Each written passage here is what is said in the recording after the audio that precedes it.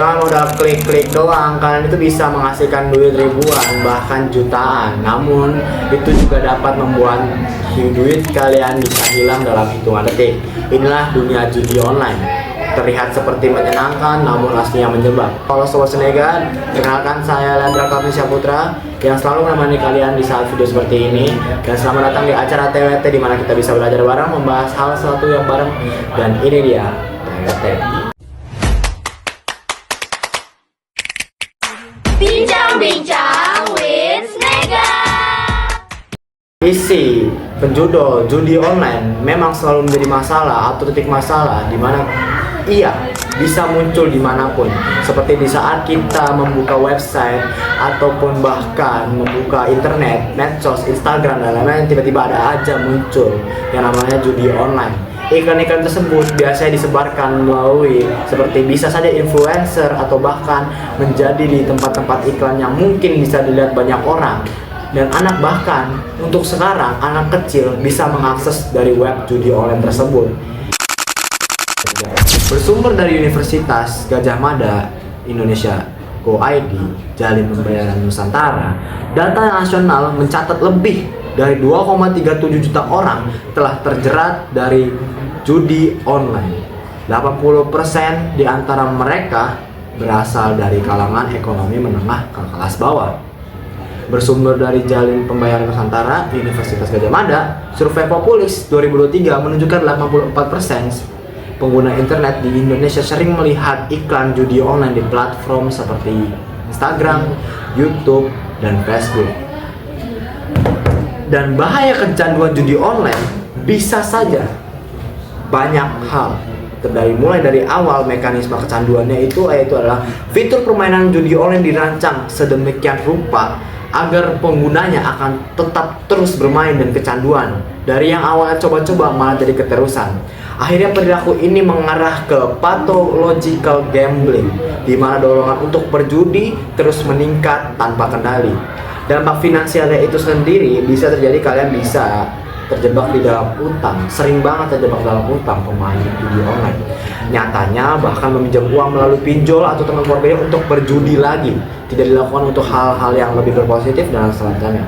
Aspek kriminal bisa saja muncul bila kondisi semakin mengkhawatirkan. Nyatanya zaman sekarang kalian bisa menemukan. Jadi pada dasarnya penjudul ini itu akan memiliki banyak dampak atau dampak negatif yang membuat dimana ia akan terus-terusan ketagihan dalam bermain judi online, dan itu akan menghabiskan duit mereka sedikit demi sedikit dalam hitungan detik. Nyatanya beberapa penjudul itu menggunakan atau meminjam duit kepada pinjol yang membuat mereka harus berhutang, di mana berhutang tersebut yang kadang dipakai untuk berjudi lagi. Jika duit sudah habis, ia dan tagihan sudah full, ia akan mengutang kepada pihak lain dan memberikan utang dan membayar utang tersebut. Seperti ibaratnya saya bilang, gali lubang tutup lubang. Dan untuk dapat psikologinya sendiri, kecanduan judi online ini bisa